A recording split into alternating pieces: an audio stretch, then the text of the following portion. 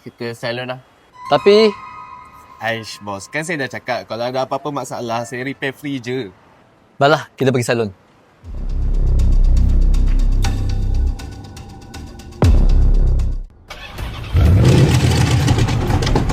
Ish. Apa masalah kau ni? Baru beli kau. Dah buat hal. Hello bro. Kebetulan aku tak? Kereta ni tu aku cakap tak ada masalah. Sekarang ni kereta ni dah mati tepi jalan dah ni. Kebetulan aku cek kereta ni boleh tak? Kenapa pula? Apa kena mengenai dengan saya? Kereta tu bukan saya yang jual. Hari tu kau cakap kalau kereta dia rosak kau tolong repair free. Kau gila ke apa? Mana ada orang buat kerja free? Ish. Bos, kenapa ni kereta tak dapat sebelum dah rosak bos? You tipu I lah?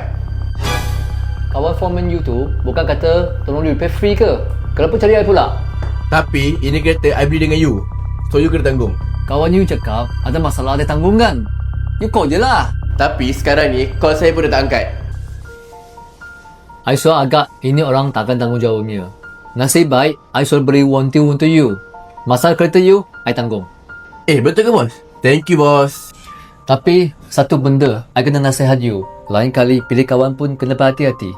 Terima kasih buat atas nasihatnya dan terima kasih juga sebab tolong saya.